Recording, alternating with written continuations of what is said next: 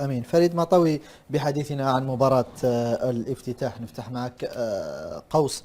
أمس الاتحاد الدولي لكرة القدم فيفا وفي بيان له رسم إجراء قرعة كأس العالم للأندية بالمغرب في 13 جونفي، أي في نفس توقيت حفل افتتاح شان بحضور موتسيبي وإنفانتينو في حفل القرعة. طبعا برأيك لماذا تم برمجة القرعة في نفس اليوم الذي يشهد حفل افتتاح كأس إفريقيا للمحليين هنا بالجزائر؟ أولا عماد، يجب قبل أن أجيبك على هذا السؤال أنا بودي أن أضع توطئة خفيفة للذين ما زالوا يظنون بأن يعني احتضان الجزائر للشان هو يعني تحذير لبعض أعضاء المكتب التنفيذي للكاف بإقناعهم بضرورة منحنا كان 2025. أنا أقول هذا هراء. سوف ننظم هذه الشان، سوف تكون في المستوى، سوف يكتشفون يعني ضيوفنا الأفارقة الذين سوف يحطون رحالهم بالجزائر على مدار تقريبا شهر، سوف يكتشفون مدى جاهزية هذا البلد الإفريقي القوي من حيث التجهيزات والبنى التحتية. هذا أكيد ومؤكد، لكن هذا عكس ما يقوله الكثير من المحللين الجزائريين، هذا سوف لن ينفع الجزائر في أي نقطة إضافية لاحتضان كان 25، لا لشيء سوى لأن قلناها ونعيد ونكرر ولن نمل من تكرار هذا المعطى. إفريقيا لا تعترف لا بتجهيزاتك ولا ببنى التحتية التي تتمتع بها ولا بهذه الملاعب التحفة التي حضرتها الجزائر، والتي هي يعني بعض الملاعب الأخرى هي في طور الإنجاز. هذا كان بيان الاتحاد الدولي.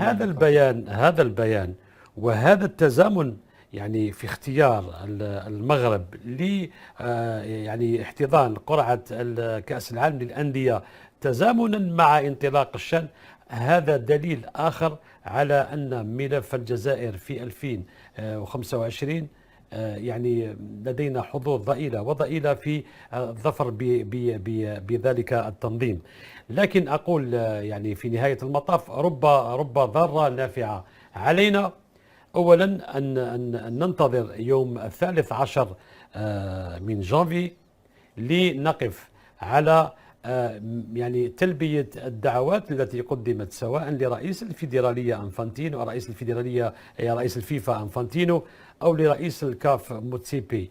إذا حضر هذا الثنائي إلى انطلاق يعني الشان بالجزائر، فربما نقول بأن يعني لدينا حظوظ ولو ضئيلة في مزاحمة من يريدون طمس كل قفزة جزائرية في هذا المجال. لكن إذا غاب هذا الثنائي واختار الذهاب إلى حضور الندوة يعني قرعة كأس العالم للأندية، فهذا دليل آخر ودليل أخير على أن لا فرصة لنا في كسب ملف احتضاننا لكان 25. ولذلك أنا أقول مثل ما كان يقول وجب التأكيد إنفانتينو وموتسيبي تم إرسال طلبات من قبل اللجنة المنظمة لحضور هذا الحفل، وافقوا على الحضور. طيب من المفروض وموتسيبي. طيب زين الدين زيدان هو أمر مختلف. زين الدين زيدان يقال أنه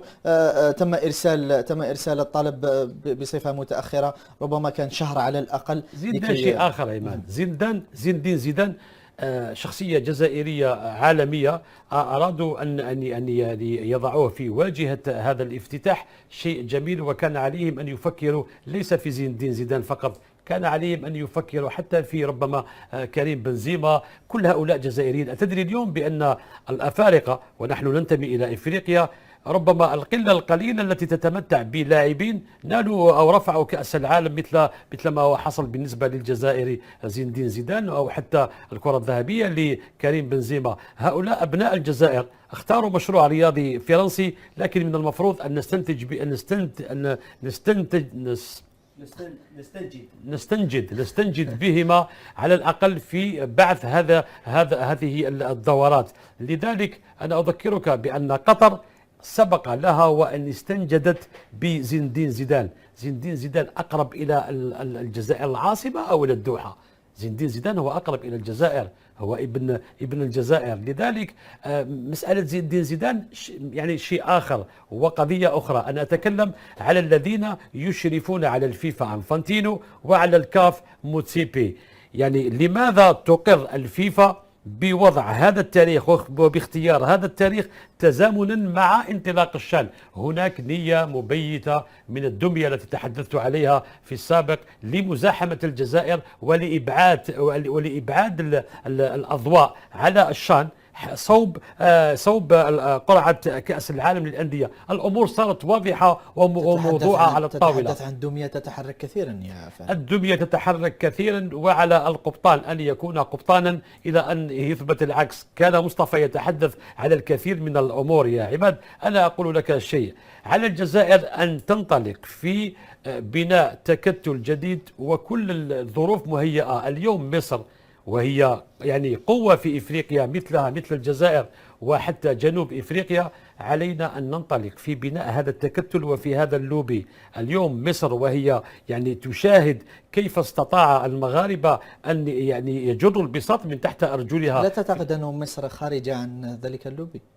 لذلك يجب أن نصطف مع بعض يعني البلدان القوية في إفريقيا لننطلق في تكوين ذلك اللوبي، لأن الأمر سوف لن يكون سهلا في السنوات القادمة يا عماد بهذا المنطق وبهذا المنطلق. لذلك أنا أقول اختيار الفيفا كخلاصة لما كنت أقوله، اختيار الفيفا ل 13 جونفي لإجراء قرعة كأس العالم، هذه رب نافعة ضارة لنا. علينا أن ننتظر ونشاهد إلى أين سوف يذهب ذلك الثنائي، إلى العاصمة الجزائرية أو إلى العاصمة المغربية. سواء أتوا إلينا أو أتوا إلى الجيران، فعلينا أن ننطلق في وضع كل الحسابات انطلاقا من هذا المعطى. واضح فريد مطاوي. مصطفى مصر، تشوف الأمر عادي؟ هل فعلت بعض الأطراف فعلتها مجددا؟ إذا غاب إنفانتينو عن الحدث وحضر في حفل القرعة، وهذا أمر جد وارد بحكم قيمة ووزن الحدثين والفرق بينهما، هل هي ضربة أخرى للجزائر؟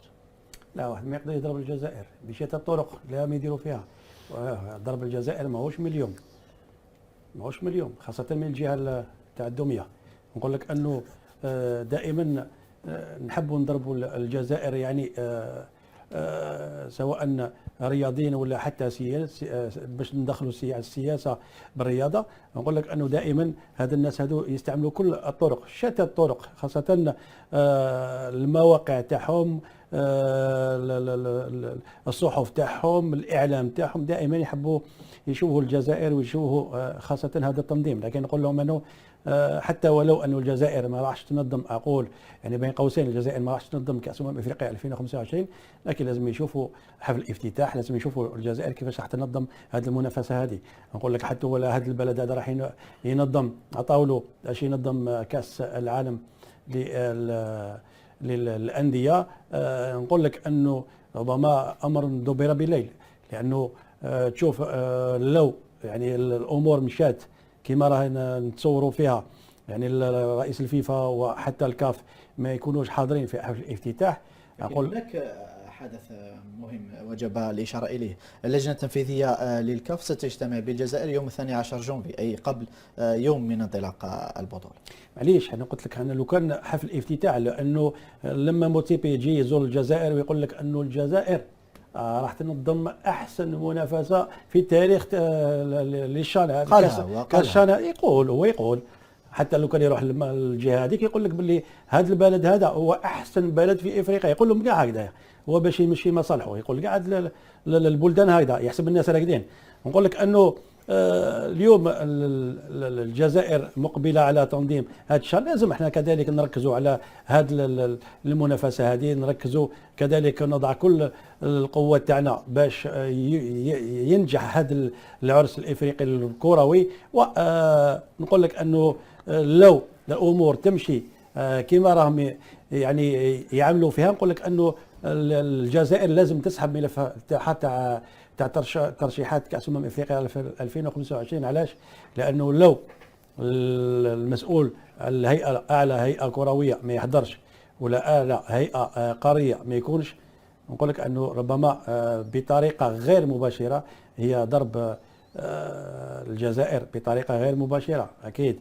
نقول لك أنه اليوم هذا الناس هادو يروحوا ربما إلى يعني لهذه القرعة هذه ويخلوا حفل اللي ربما هما تقريبا كانوا يعني فعالين فيه. نقول لك أنه هي الجزائر دائما، نقول دائما تبقى الجزائر حتى ولو يحوسوا يخربوا يعني من هنا ومن هناك باش يشوشوا على هذا الشان هذه، لانه كلام كثير قيل على الشان، كلام كثير قيل على هذه الجهه خاصه الدميه، يحاول كذلك يضرب ويزرع البلبله ما بين الجزائر والجزائريين. نقول لك انه يجي ما يجيش طياره خاصه، طياره القسنطينه، طياره الجزائر، يعني تشوف انه يحب يزرع البلبله لكن ما يقدرش ينجح، لانه حتى يعني الاشياء اللي راهو يدير فيها يعني اشياء صبيانيه، وانا ما نعطولهاش اهميه كبيره لانه ربما حفل الافتتاح راح يكون كبير وكبير جدا، كبير على ربما كاس العالم راح ينظمه. واضح. مصطفى مازا، أمينية العربي في الختام تملك دقيقة فقط، هل هناك أمور أخرى نحن نجهلها أم الأمر عادي، ولو أن حضور موتسيبي وإنفانتينو حفل الافتتاح تزامنا مع القرعة وأمر يدعو للتساؤل؟ أكيد يا عماد، شوف شعار الشان ما هو؟ شعار الشان هو مرحبا بكل الحضور الذين سيشرفون الجزائر، سواء تعلق الأمر بلاعبين سابقين من إفريقيا أو من قارات أخرى. مرحبا بكل الضيوف الذين سيوضعون فوق رؤوس الجزائريين. الجزائريون يعني كرماء في خصوص هذا الأمر، ولكن أضم صوتي إلى صوت مصطفى وزميل فريد عندما قال أن هذه الحملة ليست يعني حملة، يعني هي أمر دبر بليل كما قلت في السابق، وهي حملات ممنهجة كانت قبل الشان. يعني هناك وسائل إعلامية تهجمت على الجزائر وتحدثت بأمور سلبية عن الشان، ولكن يجب على اللجنة المنظمة ويجب على الجزائريين ويجب علينا كإعلاميين أن نقدم الصورة الجميلة للشان، وأن نقدم كل ما لدينا من أجل الرد على المشككين، و يعني القيام بالشان في المستوى سيكون رد على كل الجزائريين. ونتمنى أيضا من المنتخب الجزائري أن يقدم ما عليه وأن يلعب بالروح القتالية اللازمة من أجل إفراح الجماهير التي ستكون حتما مكتظة في ملعب الرقي أو حتى الملاعب الأخرى. ونتمنى أيضا أن يذهب المنتخب الجزائري لأبعد نقطة وأن يتوج عمل مجيد بوقرة الذي يعني شرع فيه منذ سنوات. إن شاء الله. شكرا جزيلا لك أمين على كل هذه التوضيحات. مصطفى مازا، شكرا جزيلا لك على التوضيحات. فريد مطاوي، كلمة أخيرة.